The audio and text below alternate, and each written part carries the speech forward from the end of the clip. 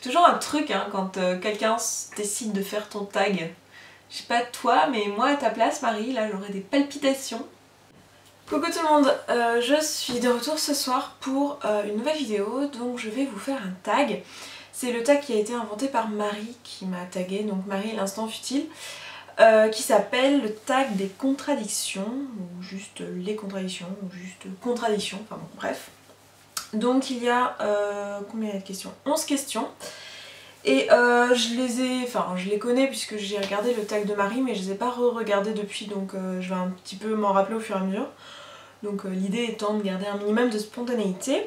Donc première question, le truc que tout le monde aime sauf moi. En maquillage je dirais les color tattoos de Je m'aime Maybelline. Tout le monde adore ces trucs parce que soi-disant ça tient super bien et tout, et que c'est facile à appliquer. Et moi je trouve ça pas du tout facile à appliquer. Enfin globalement les fards crème à appliquer au doigt c'est super chiant à estomper, ça s'estompe super mal. Enfin je comprends pas en quoi c'est plus facile à appliquer qu'une poudre. Qu'un fard poudre, et en plus sur moi ça tient pas, ça va dans le pli de la paupière, je sais pas comment on dit en français, mais en gros j'ai la paupière immobile qui tombe sur la paupière mobile, donc du coup ça tient pas. Mais par contre il y a, enfin je sais pas, par exemple les paint pots de MAC ça tient, donc je sais pas quoi, ça vient vraiment des color tattoos je pense. Deuxième question, le truc que personne n'aime sauf moi. Qu'est-ce que j'ai que les gens n'aiment pas et que moi j'aime? Les brocolis, franchement j'en sais rien.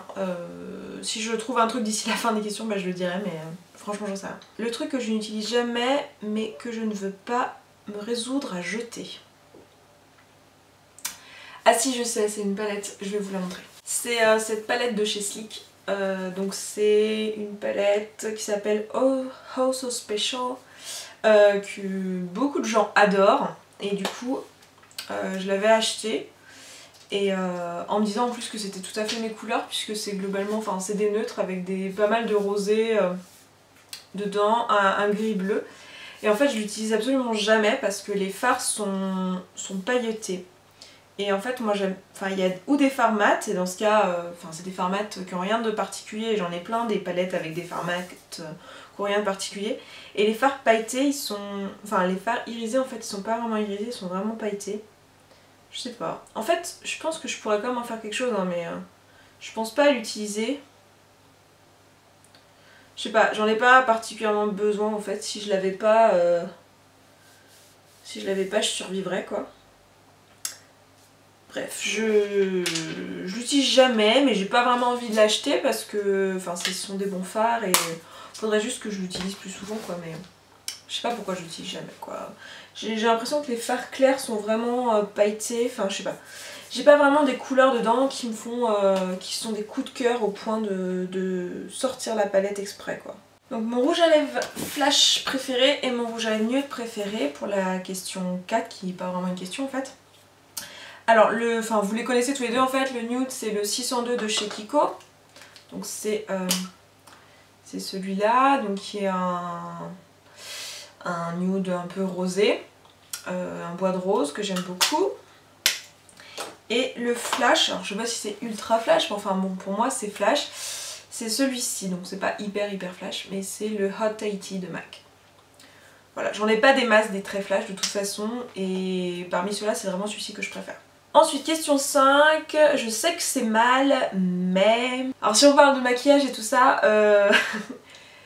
je ne peux pas m'empêcher de mettre mes mains à la bouche en fait, et en fait dès que j'ai mon vernis qui s'écaille genre un tout petit peu, je peux pas m'empêcher de le gratter pour finir l'ongle. Et le problème c'est que comme je ne supporte pas de pas avoir les ongles propres, si j'en ai un qui est un peu abîmé, et ben en fait je vais tous les gratter avec mes dents jusqu'à ce que j'ai plus du tout de vernis sur toute la main. Ça commence par une toute petite écaille dans le coin à laquelle personne n'aurait fait attention. Et ça se termine en j'ai la main toute dégueulasse et toute grattée, genre limite les endroits où j'ai pas réussi à l'enlever, ben je gratte comme une malade et du coup je me fais mal aux ongles, enfin ça les abîme, enfin c'est pas terrible.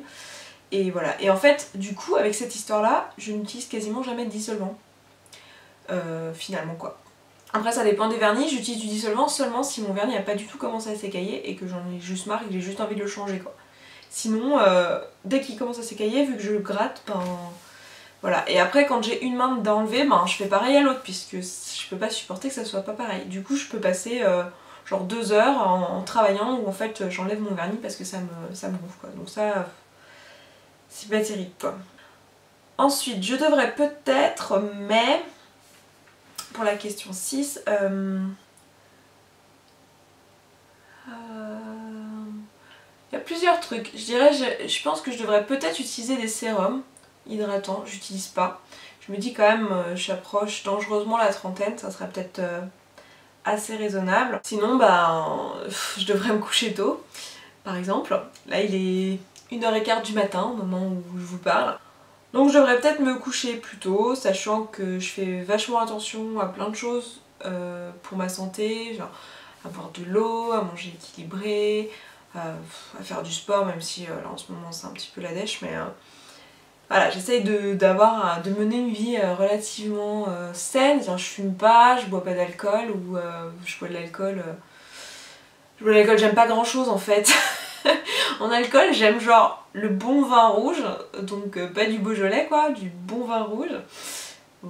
Ne vous offensez pas, je sais qu'il y a des bons Beaujolais, je veux pas un débat sur le Beaujolais dans la barre d'infos, enfin dans les commentaires. Mais en gros voilà, le bon vin rouge ou le champagne. Donc ça fait déjà pas du tout, comment dire, pas du tout difficile, ça fait pas du tout petite bourgeoise, mais c'est vraiment ça quoi, j'aime pas grand chose en alcool, donc du coup je bois pas d'alcool. Et voilà, je mange relativement équilibré et le sommeil, j'arrive pas quoi. J'arrive pas à me coucher tôt, j'arrive pas quoi. Question 7, le truc que je détestais avant mais que maintenant j'adore. Ça me gave, vous n'avez pas idée. Alors avant que ça coupe, je disais donc que ça dépend si tu veux dire avant quand quoi. Avant genre il y a très très longtemps, genre avant lorsque j'étais au lycée, je détestais les fards à paupières par exemple. J'arrivais pas à les mettre, je voyais pas trop l'intérêt, j'arrivais pas tellement à estomper, je trouvais ça moche. J'avais pas non plus compris qu'on pouvait mettre plusieurs couleurs de fard à paupières sur la paupière, hein, qu'on était pas obligé de mettre tout bleu ou tout vert, ou... oui puisque là pour le coup c'est moche. Donc je dirais les fards à paupières si c'est ça, si c'est il y a pas très longtemps, genre depuis suffisamment de temps, suffisamment de temps que je me maquille, que j'adore vraiment, c'est-à-dire que je détestais vraiment avant et que maintenant j'adore. Peut-être le thread liner, ouais le thread liner, eyeliner liquide je dirais. Le truc qui me plaît sur les autres mais pas sur moi, donc ça j'ai pas d'hésitation, c'est les lèvres foncées, les lèvres flash. Je trouve ça super joli quand c'est bien porté, mais ça me va absolument pas quoi. J'ai des petites lèvres, voilà, c'est pas joli sur moi, donc définitivement plus sur les autres. Le truc qui, donc c'est à 9, je vérifie que ça va pas couper, le truc qui me ressemble vraiment pas mais que j'adore, un truc qui me ressemble vraiment pas mais que j'adore... Là aussi c'est vachement dur. C'est le truc que je trouve, mais alors c'est naze, c'est éventuellement le blush Coralista de Benefit.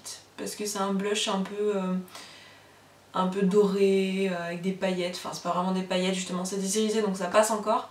C'est typiquement le genre de truc que normalement je fuis. Vous voyez, genre Orgasm de Nars, je trouve ça très moche. Ah ça aussi j'aurais pu le mettre dans le truc que tout le monde adore et que moi je déteste. Orgasm de Nars. Je trouve ça joli, genre quand tu soit je fais oh c'est joli, c'est rose à paillettes, mais enfin jamais je mettrais ça sur ma tronche.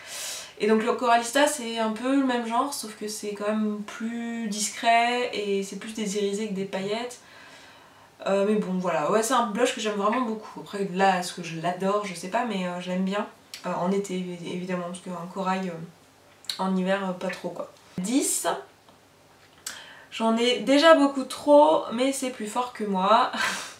Les fards à paupières, voilà, je peux pas m'empêcher d'acheter des palettes, d'acheter des fards mono, MAC, Makeup Geek, voilà, des palettes. Encore les palettes je me retiens vachement parce que, voilà, mais j'achète trop de palettes de neutre, hein, c'est clair, j'en ai trop. J'ai encore acheté la Naked 3, enfin, voilà, les fards à paupières. Et la 11, le truc avec lequel j'ai une relation amour-haine, je dirais les produits de teint, genre le fond de teint quoi. Pas l'anti-cerne mais le fond de teint. le fond de teint ou la bébé crème. Enfin, le truc qui couvre un peu. C'est-à-dire qu'en fait, il y a des moments où... Enfin, très objectivement, j'ai pas besoin de me porter quoi que ce soit sur mon teint. C'est aussi pour cette raison-là qu'il y a genre encore 2-3 ans en arrière, j'avais jamais mis de fond de teint de ma vie. Et j'ai toujours trouvé ça relativement moche sur les autres. Et même sur mes copines qui avaient des boutons, qui avaient des raisons de porter du fond de teint, je trouvais ça moche sur elles. Du coup, je me suis jamais penchée vers le truc puisque moi j'estimais que j'en avais pas besoin. Et en fait, j'ai commencé à me dire que je pourrais peut-être porter du fond de teint quand je portais un peu plus d'anti-cerne, un peu plus soutenu. Quand j'ai commencé en fait à avoir des cernes, donc ça m'a amené genre dans les études quoi.